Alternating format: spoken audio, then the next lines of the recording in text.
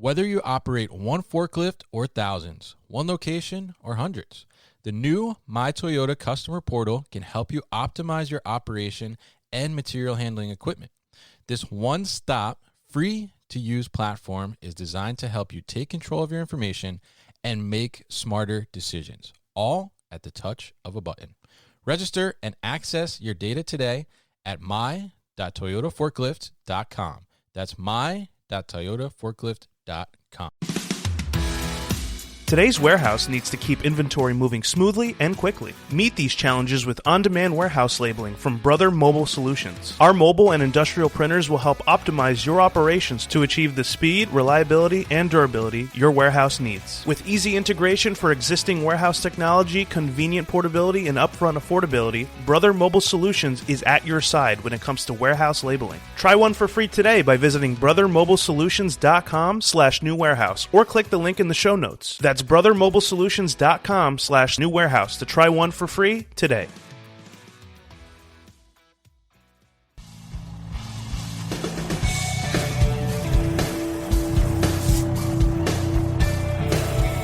The New Warehouse Podcast, hosted by Kevin Lawton, is your source for insights and ideas from the distribution, transportation, and logistics industry.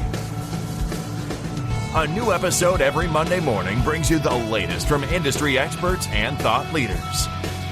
And now, here's Kevin.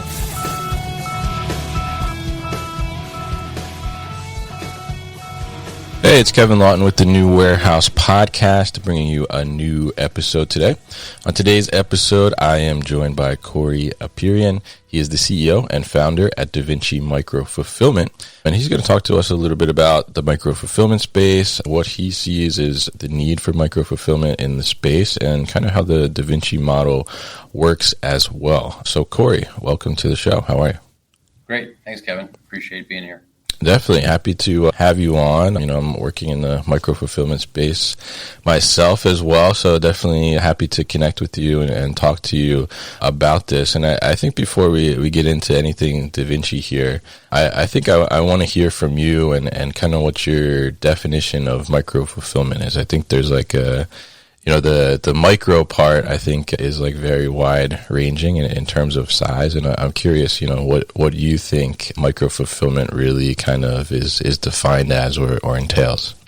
Yeah, I love that. So many people miss that first question. And I think, in my opinion, have a varied definition across the industry. It's being in the business for close to 20 years. It's kind of like the word omni-channel, right? Like they had like a different definition for so long, and it's getting more and more defined. But to me, micro fulfillment is a miniaturized fulfillment center in a hyperlocal area. Miniaturized and hyperlocal are two very relative terms. Yeah.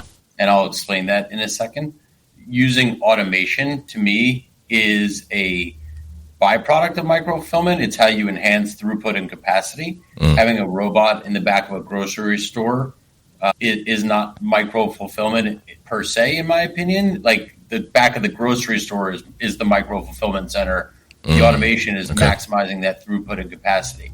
And it's very category specific, right? And if you think about a product, like there's 4 quadrants of products that exist. There's low value, low weight, low value, high weight, high value, low weight, high value, high weight, right? And across all 4 of those quadrants, you can make an argument for micro fulfillment, but we'll get into that shortly as well. When you talk about a micro fulfillment center, like GoPuff operates a 5,000 square foot location. Right. Amazon's MFC, in comparison to their 500,000 square foot building or 4 billion square foot mothership, like their MFC is 75 to 150,000 square feet. Yeah. For Davinci, we like 35 to 50,000.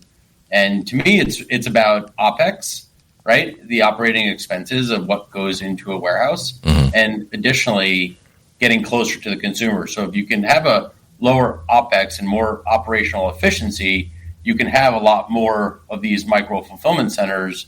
And depending on the problem you're solving, that determines how many you need and the categories that you're servicing, et cetera. GoPuff operating 5,000 square foot building for convenience-based items and 15 to 30-minute deliveries, dash marts included, right? Like that makes sense on paper of why that size exists and the product mix that they're servicing.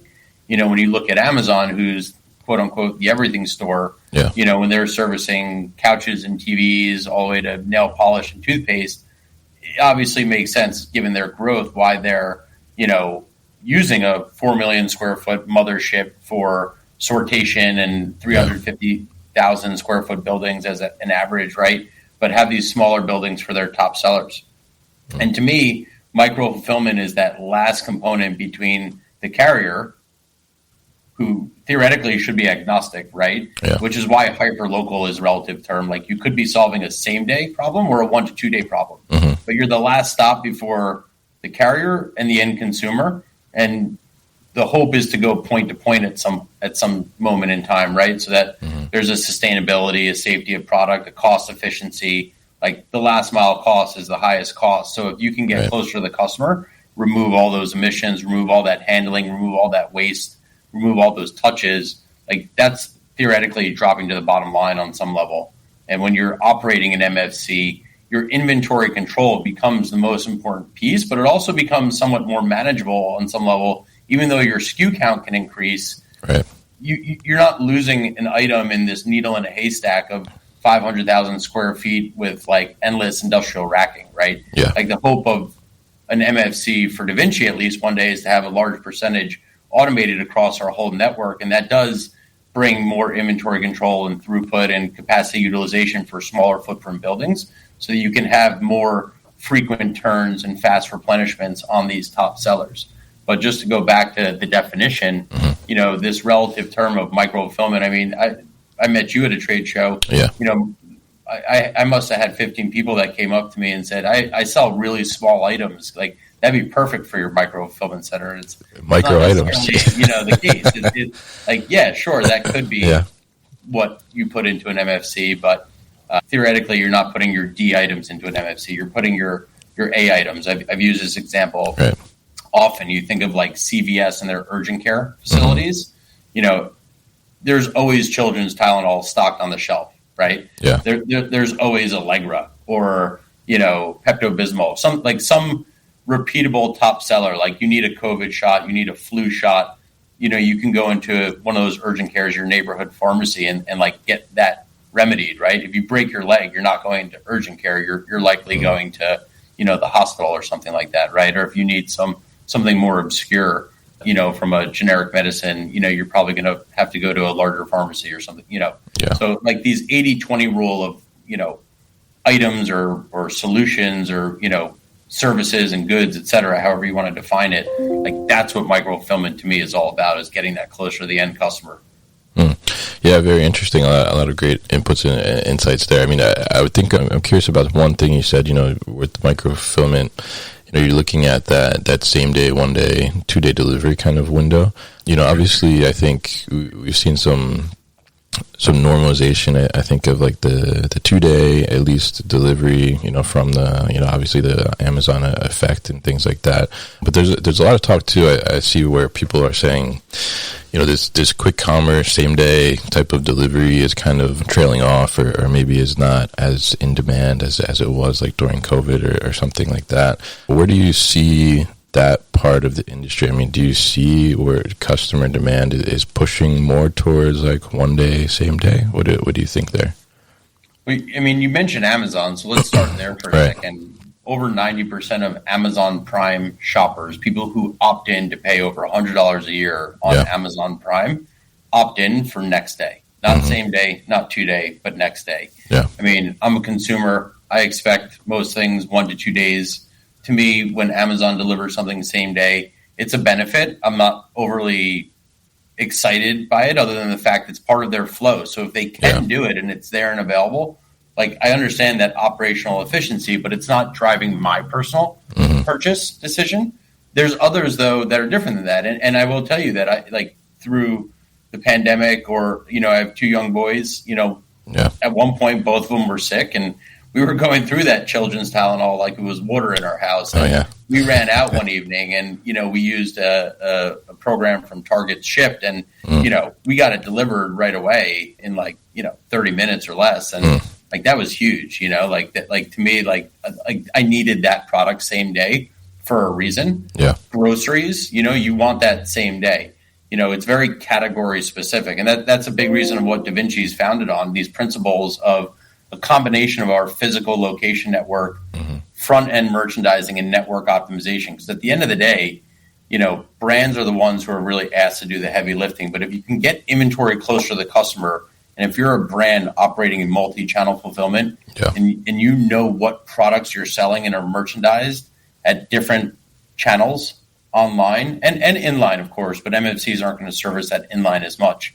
To me, that's where you get the most insights of how you replenish, how you choose what to sell, how you make that available from a carrier perspective, whether it's a local or parcel delivery. To me, I think this industry is going to a place of precision and not speed. And I think that's a really good thing because that's really what customers want. Interesting. Like through the pandemic, that's such an anomaly. Like everybody was forced to stay in their home in the quarantine.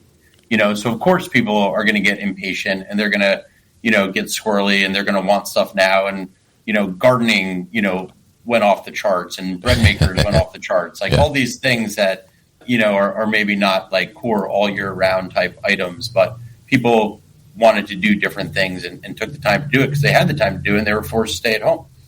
So I think the buying habit was like very inflated from that sense. I think same day is a really important part of the business.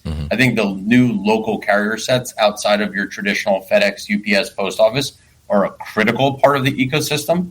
And I'm a big believer in them. There's some really smart people and great founders that have built some amazing technologies and some really awesome quality and execution operationally.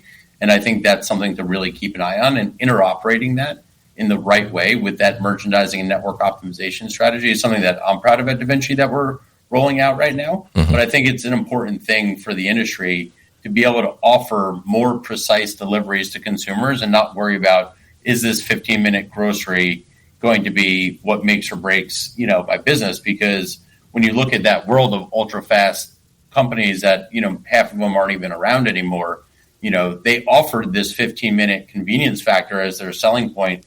But at the same time, like they lost a lot of dollars because they were giving away shopping carts to acquire consumers. So like, to me, I think that's not necessarily the value proposition of speed.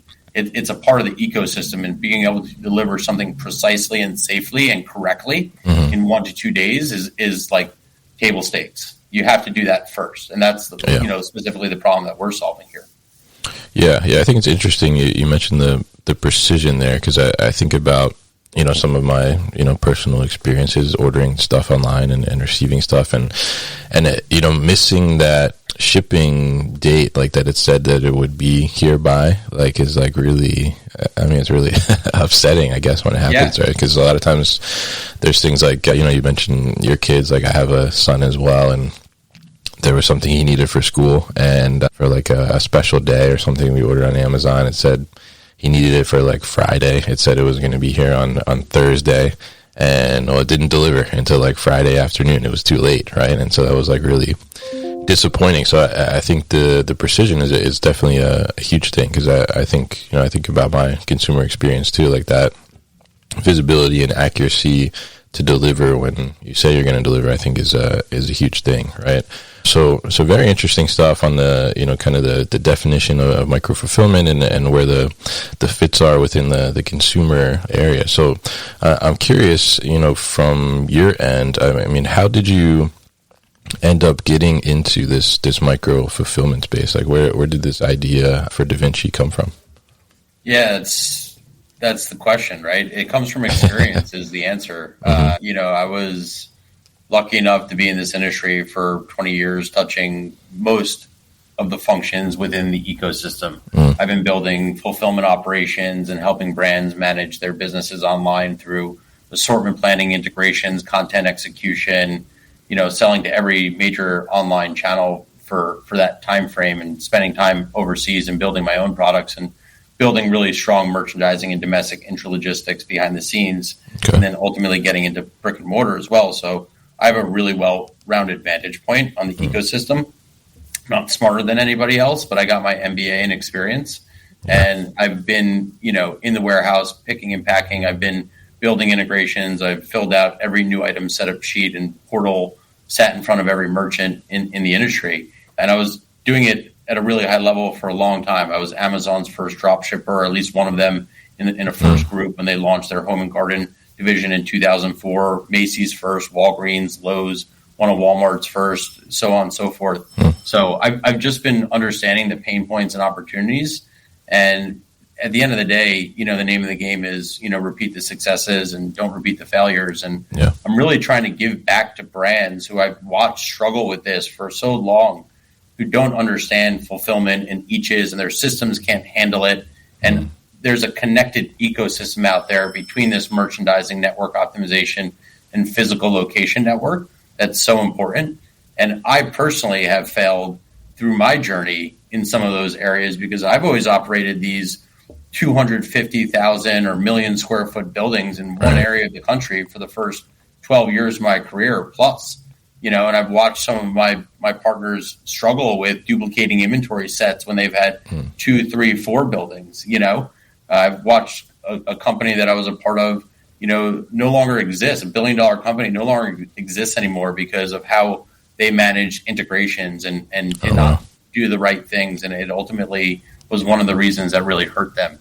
And unfortunately, that was painful watching all of those things through my career, but it's afforded me this opportunity now to see and give brands the opportunity to not repeat the same failures and to give the industry back something that's really purposeful. I think that's the biggest thing for Davinci is that we're very purposefully designed in a very precise way for what people need to operate in today and tomorrow's retail through this neural network, which I think is a living, breathing thing. Like the supply chain is constantly evolving. It's constantly changing. It never stops, right? So you need to be able to move with that.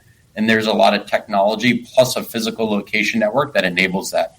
And, after I exited my last company, which, had its own challenges, right? And I learned a lot of issues through that exit, figuring out my next move about 30 days later. I remember playing with my son at home. I was reading Walter Isaacson's Leonardo da Vinci book, and my son's name is Leo. He was about 2 at the time. And I just started researching a lot on this concept of microfilament and these miniaturized forward-deployed inventory centers that were in these hyper-local areas. To me, it was just a light bulb moment. It made complete sense to me. And I realized at that moment that a smaller unit economic for those type of buildings that operated only with what brands needed you to do, which was fulfill eaches for them directly to the end customer quickly. And to make those work, the risk is not turning that inventory. So you need to understand, and the other risk is not having the inventory available. So you need to understand how to replenish and fill those MFCs. And then you also need to drive the sales from end to end, right? You have to pull it from end to end. So that's where this combination of merchandising and network optimization and physical location network was really birthed. And it's always been the same. There's been no pivot on that. And we've designed our own order management in addition with some SaaS tools that we've used with some great partners. We have a really strong technology that quarterbacks point-to-point fulfillments and carrier optimization, as well as AI around inventory control and understanding what's selling where, and using predictive mechanics also help brands with shopping cart suggestions, right? What you're going to sell at differentiated channels and how you break that all apart. So for Davinci, that's kind of what we do best here. And it's something that's really birthed from 20 years of experience with myself and my team. That is, I would say that experience is almost second to none out in the industry. And I think that's what's been really great about what we've been building is that we speak the language of what people are really looking for. Yeah. Very interesting. And it's a very interesting model as well. I love the AI kind of inventory positioning that you're talking about there. So I'm curious, if a brand is hearing this or they're coming to you and they see Davinci Micro Fulfillment, I mean, are they coming to you and they're looking for just a 3PL partner basically, or what type of services are you offering besides the fulfillment side? Yeah, I mean, I think brands insinuate if I'm giving my inventory to someone, there's a wholesaler or a 3PL model or Amazon FBA or Walmart fulfillment services or something like that. Right. And in most cases, the brands that we work with are either not happy with a current 3PL partner, not fulfilling yet, right? Or just shipping everything bulk to a Target store, Walmart store, Amazon fulfillment center. That's or like entering into D2C. Like a lot of the larger enterprise brands are just entering into D2C now. Like, so all of those things happening, kind of at once. And the reality is like brands are interoperated on a channel agnostic environment. And if they're not today, they will be soon, right? So dropship, 1P, 3P marketplace, and D2C channels are the three ways you can sell online. And like, that's a really big part of the ecosystem, is understanding how to sell what items at what channels and ultimately getting them delivered in that SLA of that end consumer for the category or retailer specific channel, right? If you're operating on Amazon, you need to have goods delivered in 1 to 2 days, right? That's like a full stop. Same thing with Walmart, same thing with Target. All of these retailers have very strict SLAs. You have to ship. I mean, there's certain retailers now, Walmart and Target specifically, that you will actually get fined if you ship too late or too early. You have to be spot on precise. Yeah. Too early is, how could you be too early? But, that's actually a thing. Yeah. So like the only way you can do that is by getting closer to the customer, and all these things that we've talked about here, this morning it's really all about getting closer to the end customer, and how you do that in an efficient way. In my opinion, you do that with a really strong OMS and network optimization type technology that's backed by data on what's selling where. Very interesting. And I think, the key there, which you mentioned a couple of times here in our conversation, is the inventory itself. It's from the inventory control side through, having that accuracy on what you have on hand, but then also the positioning as well. So I mean, as a brand kind of looks to get involved in a micro fulfillment model, I mean, what level of kind of inventory planning, control, sophistication on their side, like, do they need to have, or is that something that you guys can take whatever their existing inventory situation is and then figure out for them? We'll be back after a quick break. You hear a lot about supply chains these days, because if the past couple years have taught us anything, it's that an efficient, well-managed supply chain is absolutely critical to keeping businesses successful and consumers happy. I'm Will Haywood, and I host a podcast called All Business, No Boundaries, where we talk about supply chains, how they work, what happens when they don't, and the innovations that are redefining what's possible in the world of logistics. Join me for insightful interviews with thought leaders and industry experts. We discuss how optimizing supply chains can break down the barriers that are holding businesses back. That's All Business, No Boundaries by DHL Supply Chain. Listen and subscribe wherever you get your podcasts. Yeah, I mean, we do most of the heavy lifting there. Okay. But we're not planning their raw materials, right? So they need to understand planning of upstream supply chain. But there are a lot of really great tools out there that enable that. I think brands are really trying to solve that problem. I think brands have obviously, and retailers, invested heavily into supply chain visibility technology. Yeah. So like understanding those components, when to make, when to move, when to buy, all those things, right? Agile planning, right? Is it just in time, just in case? I think you saw a lot of brands go from just in time to just in case, and now kind of wishing they were just in time. I believe in a healthy mix, but micro fulfillment centers are not meant for storage, in my opinion. They're meant for forward deployed inventory, so they should not be utilized for storage. So they should be always creating turns closer to the customer. Right. I think that's a really big differential between a CFC and a distribution center and a micro fulfillment center. Interesting. So to that point, I mean, micro fulfillment is obviously not for storage, right? Like, you don't want to have, months on hand of inventory there, right? So I mean, are you guys operating in the model where you have like a hub that's replenishing to these micro fulfillment centers that you have, or is the customer replenishing to the micro fulfillment centers from whatever they may have? Yeah, the customer replenishes into the MFCs, or we utilize their network to bring into Davinci locations, and then we can kind of cross-pollinate our MFCs with multiple clients and get inventory forward deployed as part of the service that we offer. And that has been something that has been really welcomed in our network. Okay, interesting. But if you think about, again, you're always moving the top sellers. Right. Like, in many cases, it's very effective for brands. A lot of the large brands out there have already inventory forward deployed in their sense of forward deployment, right? So when they have designed their supply chain, their distribution hubs, they already have them forward deployed. So getting them into our physical location set, which is very purposefully built at this point with 6 micro fulfillment centers across the US, like it's pretty easy for brands to get inventory to us. And if they're importing in from overseas, usually they're bringing it into their buildings and breaking down that bulk and getting it into our locations. Interesting. And so, I mean, if a brand is looking at coming into micro fulfillment, and, you know, I mean, do you see brands coming to you because they want to offer the faster shipping service as like a competitive advantage in some sense? I mean, but maybe they're like not necessarily a right fit for micro fulfillment. I mean, what really is the right fit in your eyes there?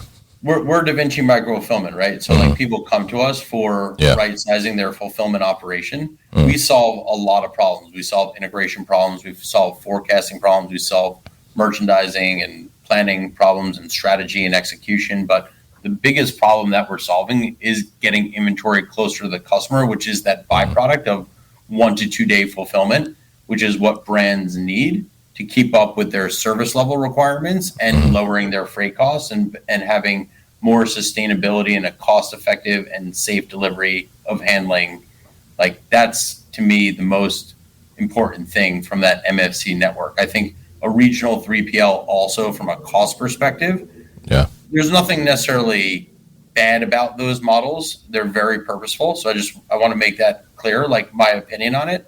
I do things a little bit of a different way because my background has brought me to this point. Right. However, like the regional 3PLs that are built for D2C and marketplace, there's a lot of them out there. And when you look at some of the categories that they're servicing, selling back labor upcharges, real estate upcharges, and freight upcharges is something that can A, get very competitive, and B, not always as cost effective for the brands that they're working with. And when they reach certain milestones from SMB and they grow their brands into medium, large size enterprise, type volumes and want to operate in multi-channel fulfillment, that's when Davinci kind of comes in and really has the next set of tools needed for them to go execute. So I think there's a stage and a place for everything. And, there's a lot of people out there that have built some phenomenal companies and done great thing for the industry over the past 10 plus years. I think, when you look at what we're offering, it's, again, purposefully built to help save money, create a better customer experience, be more precise. I think that precision is ultimately what we're selling, precision and agility, right? Like if you are shipping to Amazon FCs and you want to drop ship also, micro fulfillment's probably your best route for something like that. And that's for the fulfillment side of it, not necessarily the bulk side of it, right?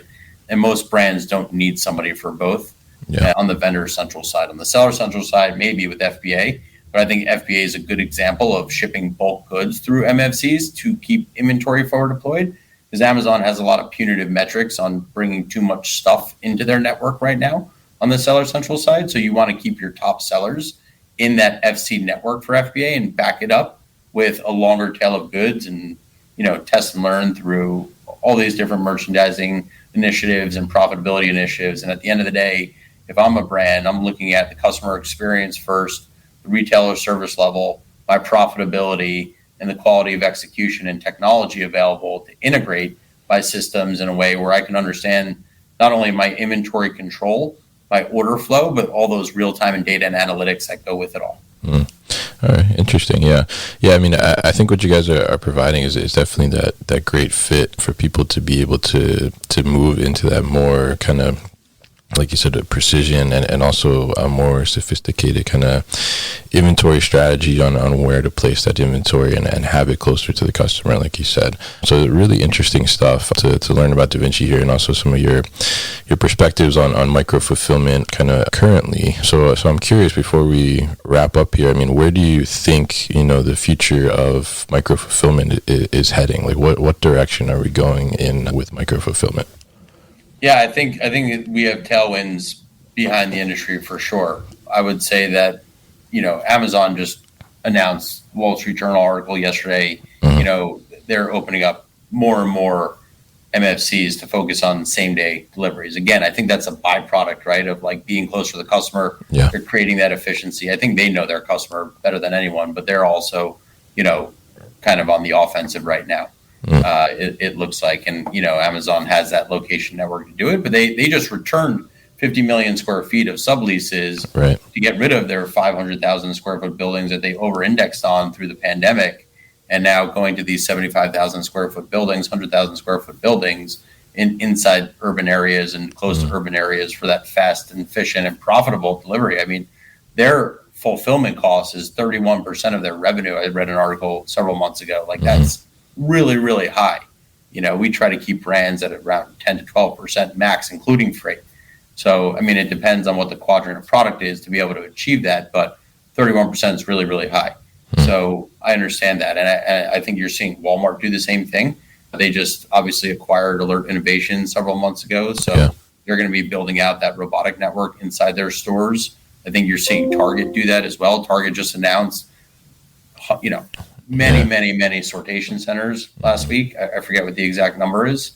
They've already been building that. They acquired a company called Deliv, which was a phenomenal company. And, you know, that sortation component is something that's really unique, and being able to utilize the middle mile also to really increase your radii of coverage and create more density.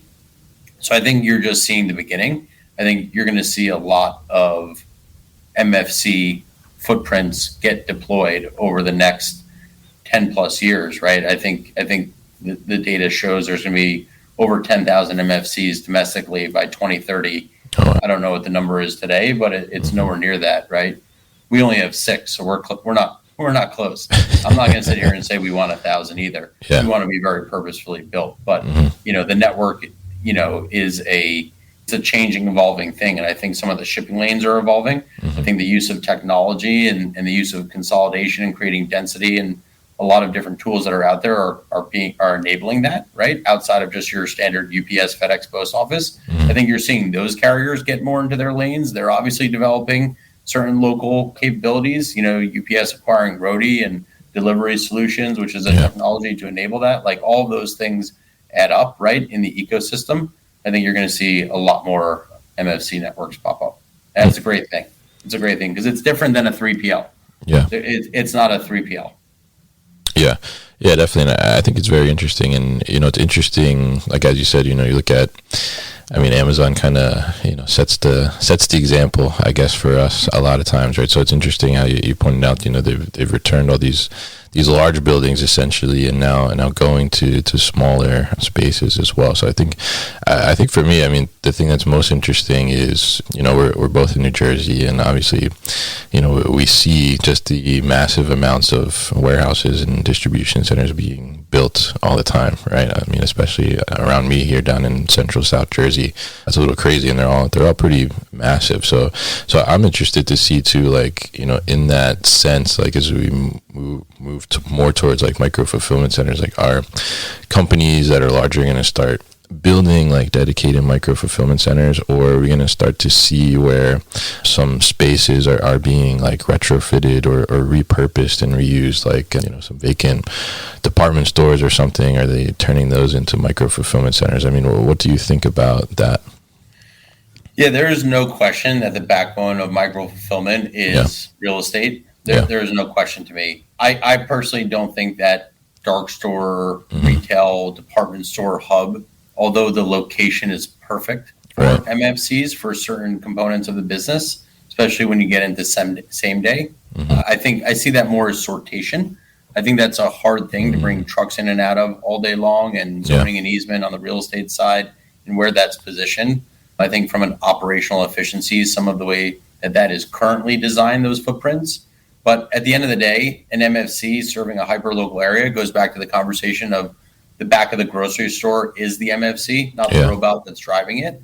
But I would say that you can attach that concept anywhere, right? There's MFCs in storage spaces across the U.S. that have built massive businesses. You know, it might not be specific to the set of brands that I service, but that doesn't mean there's not somebody that can work for and find purposeful. So the beauty of the technology and the creativity in the industry and the design of, this neural network that I've talked about is that you really, on some level, can use almost any space as an MFC. Mm-hmm. I think depending on what the problem is that you're trying to solve. For Davinci, industrial real estate is not going away, but I am seeing a lot of industrial developers acquire or build that 50 to 75 to 100,000 square foot facility. I mean, I think pre-COVID, you started to see that a little bit. During COVID, I think the acquisition of that space got really purposeful. And then when you talk about like this recent bullwhip effect of inventory landing because of port congestion in January and February or late December, and like consumer spending dropping last year, like that created a really tough spot for a lot of brands and retailers. Mm-hmm. So like that bigger box was like the number one thing that was sold from a real estate perspective and leased. And I think you're going to see that right size now because there's just too much inventory across the network. But that's going to work itself out as that inventory moves through and things ease up on the supply chain. You're going to see that, I think, in my opinion, move back to, a healthy combination of MFCs plus CFCs and distribution centers. I mean, they're all important. You can't just operate only MFCs. You can't just operate only distribution centers, in my opinion. Yeah. I think you need that combination. Very interesting. And I think it'll be interesting to see, like you said, how the right sizing goes and where those spaces end up and how these kind of micro fulfillment centers get positioned and what these buildings really start to look like. So it'd be really interesting to see how things continue in the micro fulfillment space. And I'm very happy you could join me on the show today and kind of give your insights and tell us a little bit about Davinci as well. So if people are interested in learning more about Davinci Micro Fulfillment, how can they do that? Come to our website, davincimicrofulfillment.com. There's a contact us form, or feel free to email me directly, Corey, COREYA, @davincimfc.com. All right, great. And we'll put all that information at thenewwarehouse.com as well, so people can find it very easily. So, Corey, thank you very much for coming on today's show. You've been listening to the New Warehouse Podcast with Kevin Lawton. Subscribe and check us out online at thenewwarehouse.com.